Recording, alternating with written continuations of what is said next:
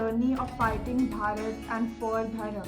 There are many people, like we just talked about, who do talk a lot about the dharmic ethos, but they don't really know how to live it. They do have big egos, like you just mentioned. They get angry, they get triggered easily, and they do very adharmic things, including, as you have, I'm sure, experienced many times, plagiarizing the work of others and claiming it as their own. So, my question is, what are your thoughts on this source of adharmic dharm rakshak? So, this is a very important point. This is such an important point. I want to differentiate between what I think of the Hindu Dharma as a system Mhm. versus what I think of the Hindus as Okay. people. Mhm. It's often people say, how can you be so pro Hinduism and you are criticizing the Hindus? Mhm. The difference is that the Hindu Dharma is a body of knowledge, an ideal with a certain history and certain great rishis and certain texts and practices. Now, Mhm. all this, what I just mentioned, is great. I'm supporting it all the time, and I'll continue. Never any doubt. But then there's something else called a group of people who are Hindus who may not be living up to all this. Mhm. You see, so the Hindus are disappointing to me. The Hindu Dharma is not. The Hindus are not living up to the standards of the Dharma. And many of them are using it to propel themselves into influence and power. Mhm. Some of them are political Hindus looking at Hinduism as a vote bank to get themselves into power.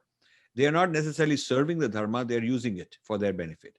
Some are in the political limelight or in education, or they want a channel, or they failed in business or they failed in their career, and they are looking for a way to climb up and become important. And being this Hindu activist is a quick, easy way, Mhm. because if you got a gift of the gab and you know how to market and organize and get popularity, brand building, you can use this idea of being I'm a Hindu activist and get ahead.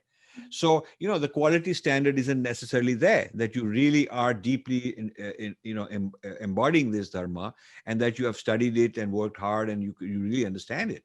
That needn't be the case. A person who's just a slick salesman can suddenly become top Hindu dharma exponent. They can do that. So that's the reason. Other traditions either have a institutional filter, so like the church is highly organized, seminaries are organized, and so they will send people who are well trained, well certified. We don't have a certification to be an activist. We're not institutionalized. There are a lot of advantages in having being totally free. Yeah.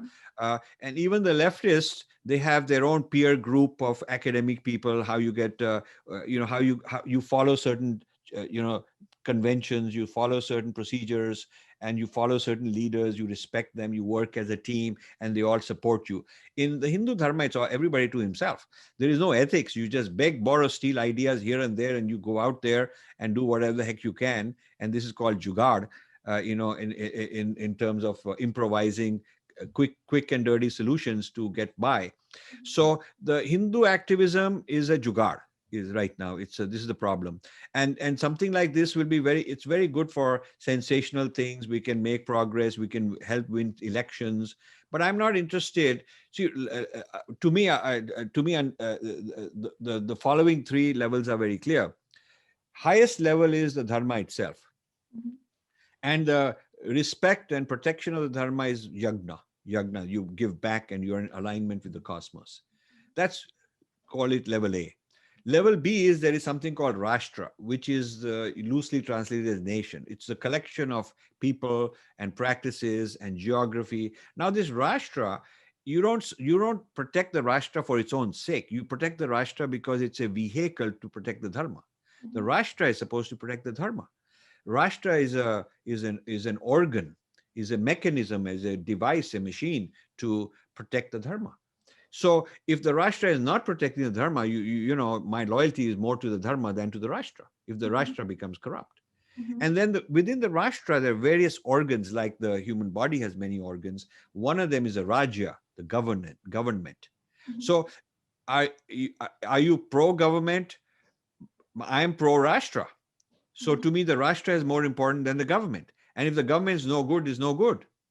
And then as far as government is concerned, there's political parties vying to run the government. So there's a hierarchy.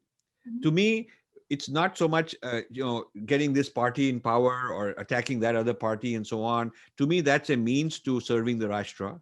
Mhm. Mhm. So that has to be very clear. So to me, the lower, as you go lower and lower in this hierarchy, from the dharma to the Rashtra to the political reality to all these activists clamoring, as you get down, down, down, it gets messier and messier. The quality standard gets pretty bad.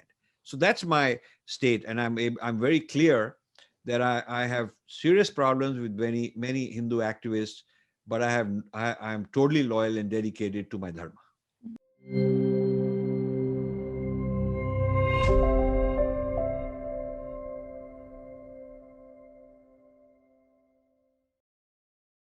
Please remember to subscribe to us and switch on the notifications for this channel.